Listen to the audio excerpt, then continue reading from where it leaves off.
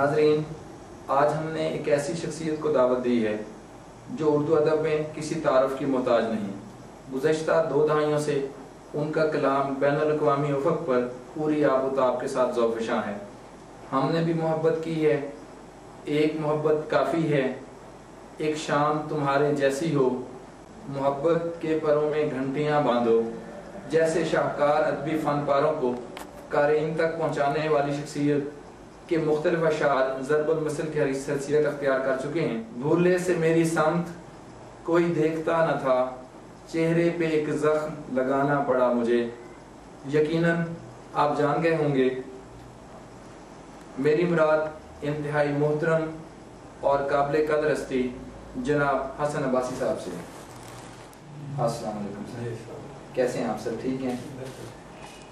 سب سے پہلے تو ہم آپ کے انتہائی ممنون ہیں کہ آپ نے اپنی مصروفیات سے وقت نکال کر ملک کی نامور ویب سائٹ fundswith.com کے ساتھ نشست کا اہتمام کیا۔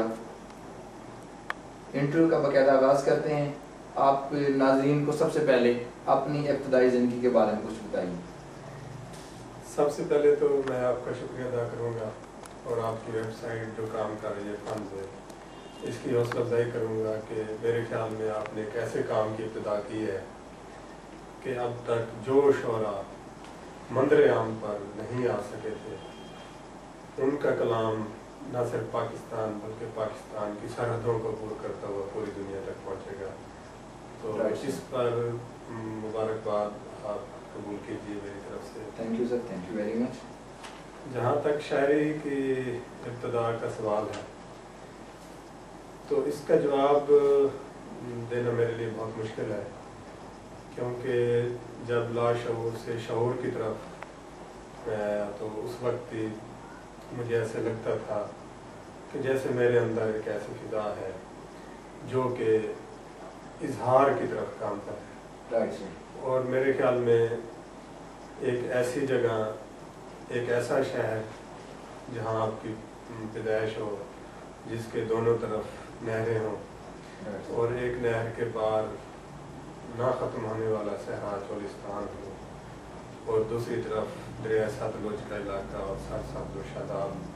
تو میرے خیال میں اگر وہاں کوئی شاعر نہیں بھی ہوتا تو یہ بڑے تعجب کی بات ہے، اور اس کے بعد اگر وہاں کے لوگ شاعرانہ مزاج نہیں رکھتے تو یہ بھی بڑے تعجب کی بات ہے۔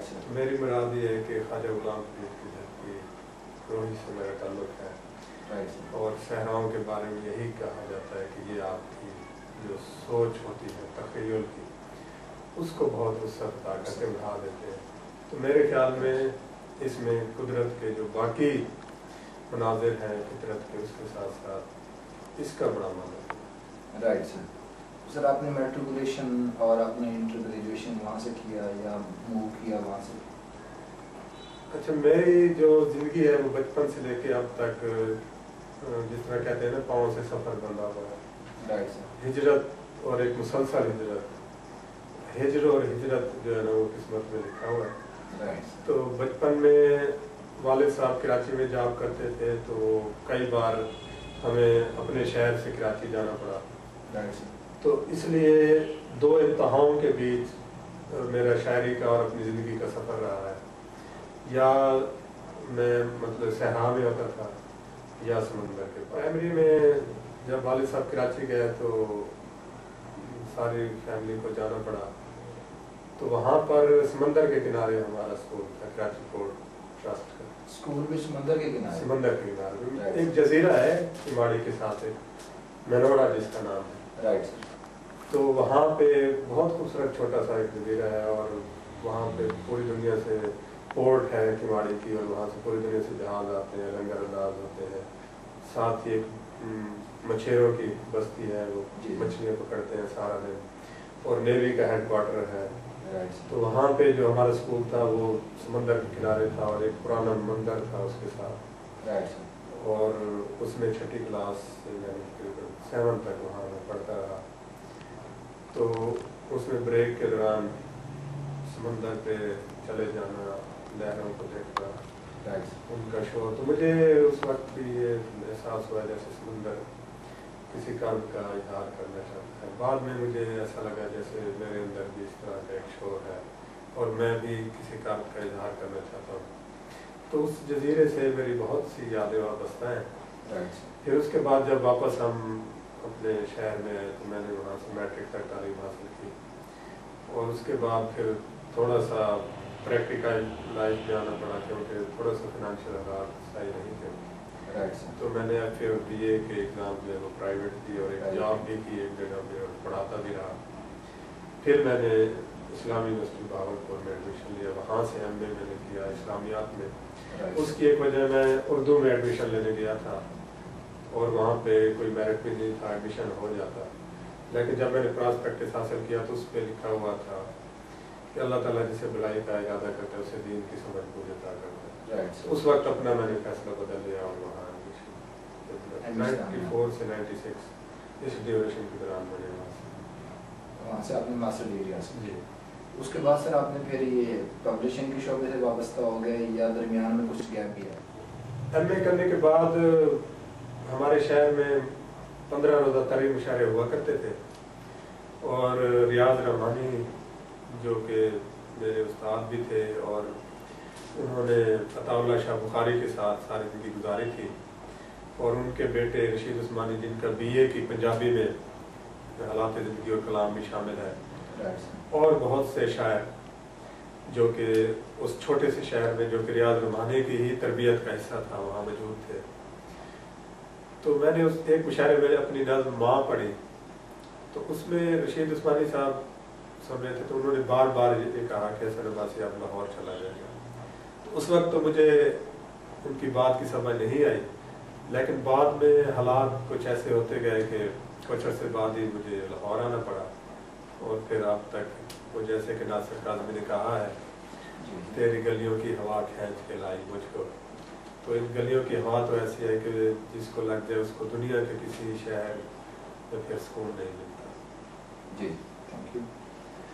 سر یہ بتائیے گا کہ آپ کو یہ کب احساس ہوا کہ آپ کے اندر ایک تخلیق کار موجود ہے جو اپنے تخلیقی کام سے بڑے بڑے دانشوروں کو ورطہ حیرت میں ڈال سکتا ہے؟ ورطہ حیرت والی بات تو مجھے معلوم نہیں لیکن یہ کہ یہ مجھے بچپن سے ہی معلوم تھا کہ میرے اندر کوئی تخلیق کار موجود ہے.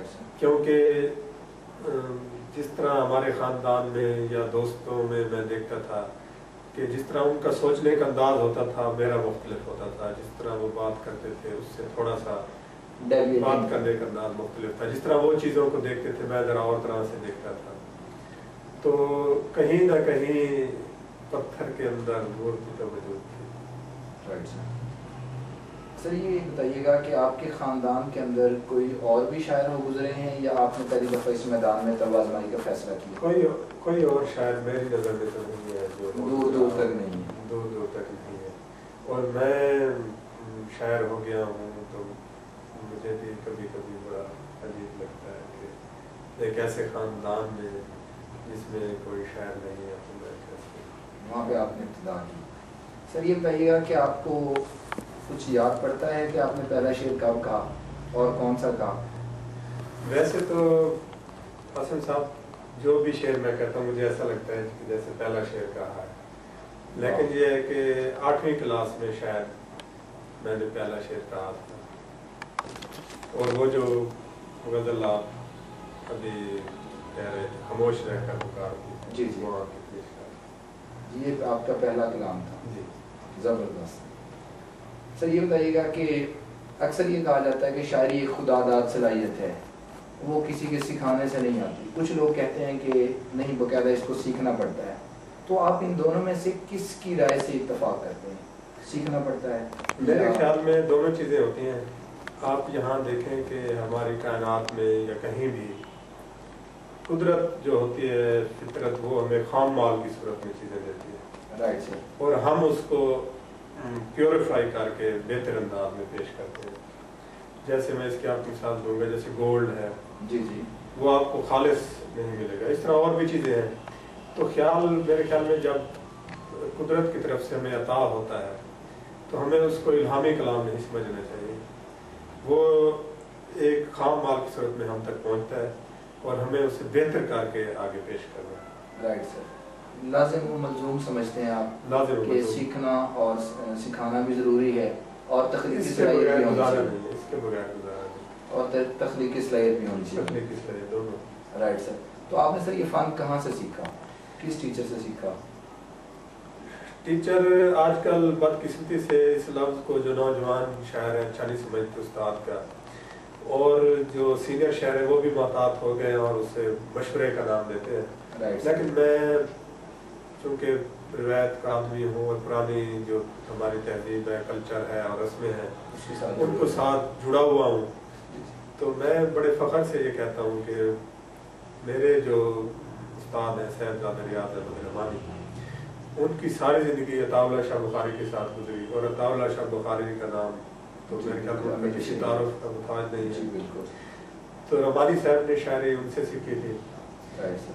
اور شاعر تو پہلے ہوتا ہے, جو بات ابھی میں نے کی, لیکن یہ ہے کہ آپ سیکھنے کا عمل ساری زندگی جاری رہتا ہے, اس سے آپ اپنے آپ کو بہت بہتر کر لیتے ہیں.